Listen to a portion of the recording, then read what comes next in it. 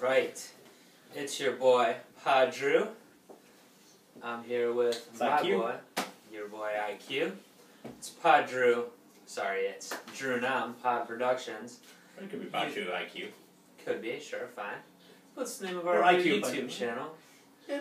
We already had a couple other ventures out, a little podcast, Brooklyn Rebound, Mr. Relevant, some other things. Don't worry about that. Right now, what are we talking about? Watching Game of Thrones. Thrones. We're watching these Thrones. Yeah. We just watched Season 5, Episode... Alright.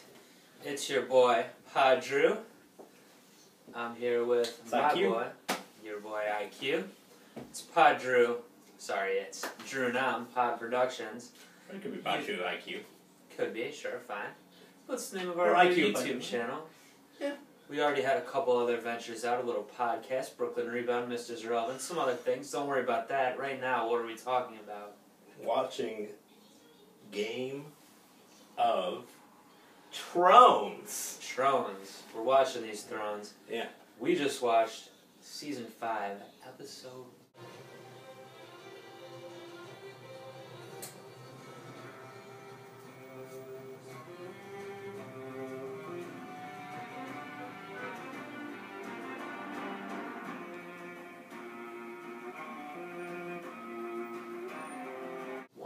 entitled The Wars to Come. We want to talk to you people about it. You. I want you to listen to what I'm going to say, which is that I'm a little bit of, I guess you could call me a Song of Ice and Fire nerd, fanatic. Yeah, sure. I'm fanatical about, I love it. I've watched, we've both watched all episodes out so far, but I've read the books as well. You've read a lot of books. books. You could call me a learned maester. I should have a chain for reading these books. I don't know what that means, but yeah. See, well, Inam's only seen the show and he doesn't pay great attention, so it's hard for him to learn things or keep up. That's why. Or stay still. It's going to be interesting. We're gonna plan to go over each episode right after it airs, like we just saw the first, as I mentioned. And we'll break it down a little bit and see. And I'm going to ask Inam what he thinks is going to happen or what he saw. Not having that knowledge, but don't worry, no spoilers coming from this guy if you haven't read the books either. No spoilers coming from this guy either. No, they're not possible. He doesn't have any. Maybe fake ones. What's your best fake spoiler? The wardrobe, the closet opens up of Narnia, and the queen, the Snow Queen, comes and rules all the kingdoms. Oh, that's right. That wasn't the Winds of Winter. I didn't read that yet. It's not out. Yeah. And then Harry Potter's like, "Hey, what's going on, guys? I'm Harry Potter. I'm here. Where's Voldemort?" He loves to announce himself like that. I'm him. I'm this guy. Look at my scar. Look at it. Look at it. But anyway, I think it's... Never mind. This isn't about that. It's about Game of Thrones. We're going to talk about this episode, The Wars to Come. And, of course, I've got a little fine glass of nice Dornish red. Nice vintage here. No wine for you now? Dornish red. Oh, I got a canister of some mead, some of water. Some water. Fine vintage of that as well. The Hound says fuck that stuff, but he's not here. Well, the Hound he might be dead. We don't know. That was last season. Now, you said this. You said you thought. How'd you find this episode overall? I guess. Found it not what I expected. When I say that, I mean where was the fighting?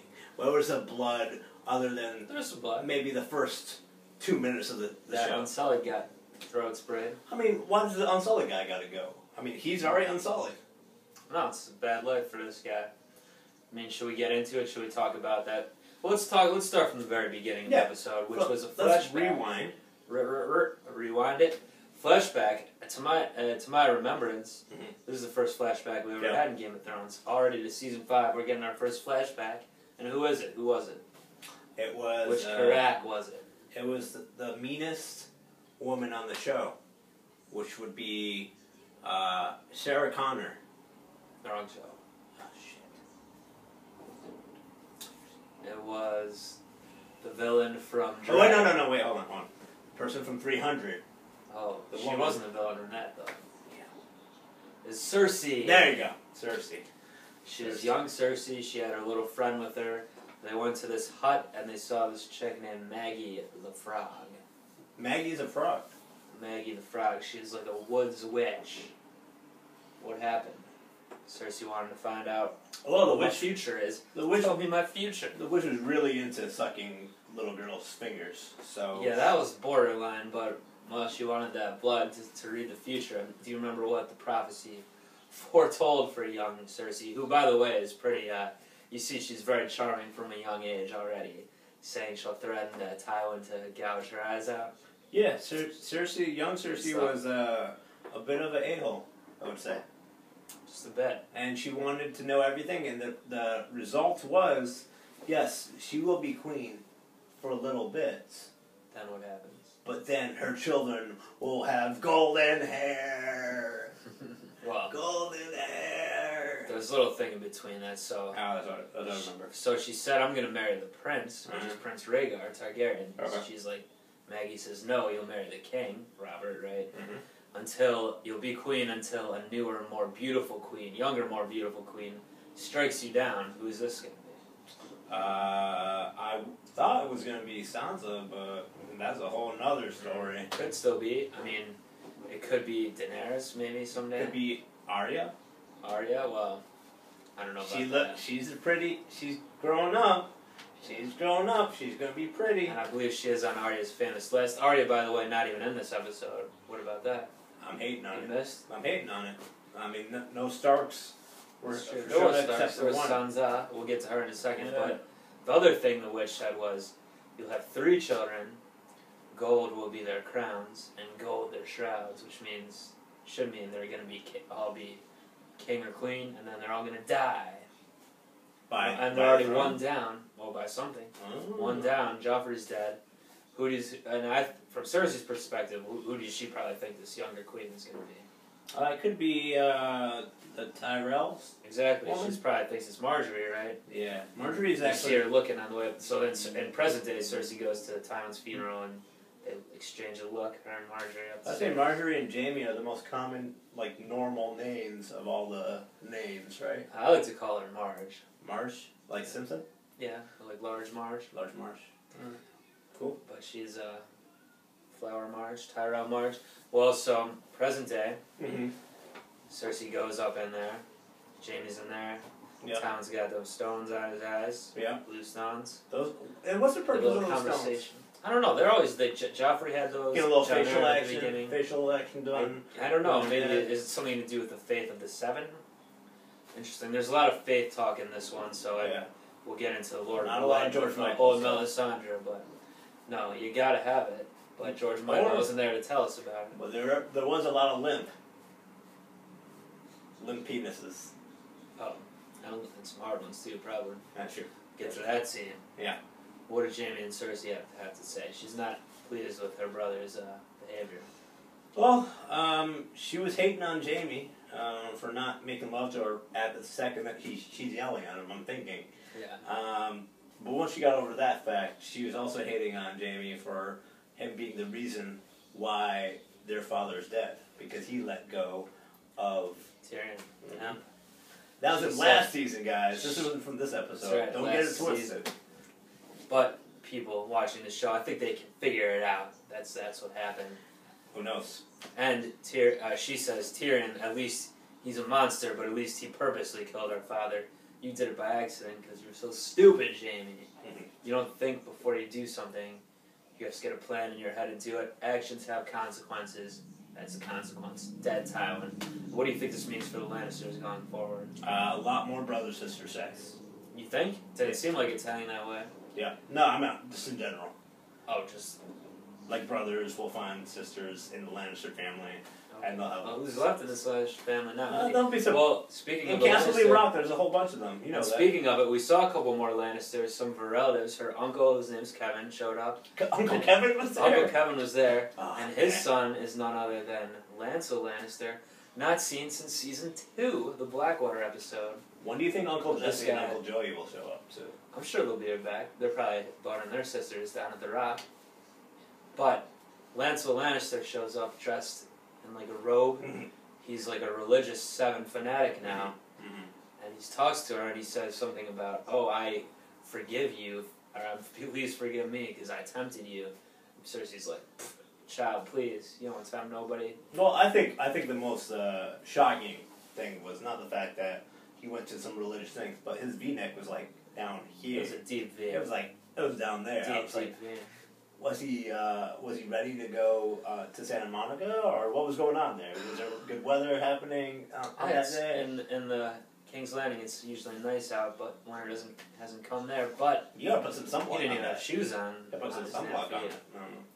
Probably, and he had his head shaved. It looked like basically before this dude had long, flowing Lannister gold locks when him and Cersei used to bone. Mm-hmm. And he mentioned the king. What happened with the King Robert. The wine, the boar, all that. Season 1. Is he threatening Cersei right here, implicitly? Like, what's going on here? I don't know. Why else would he bring that up?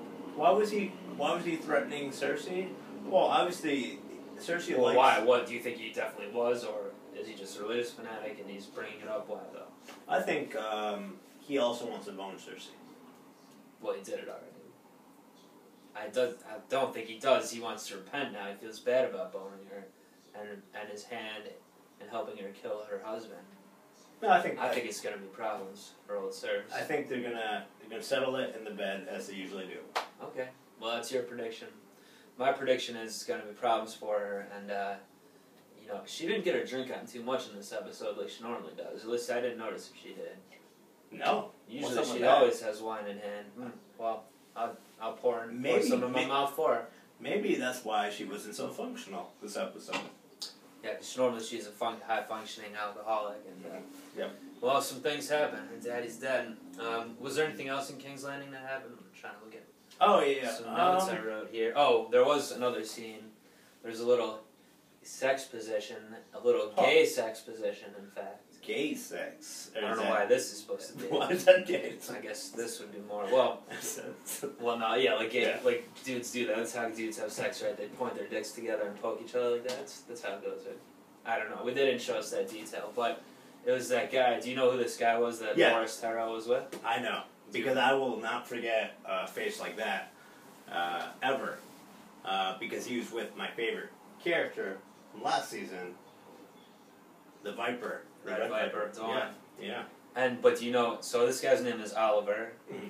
As he tells Ollie. Ollie. Ollie for sure. No, Ollie's John's boy. Oh man. At the wall. Too many. Why? Yeah, Oliver. Ollie. It's complicated. Well, anyway, do you know who he really works for though? Because he's a brothel guy, like a whore, male whore, basically. Little finger. That's right. And I don't think Loras knows this. Well, he definitely doesn't. And that could be problems for them. No, it isn't.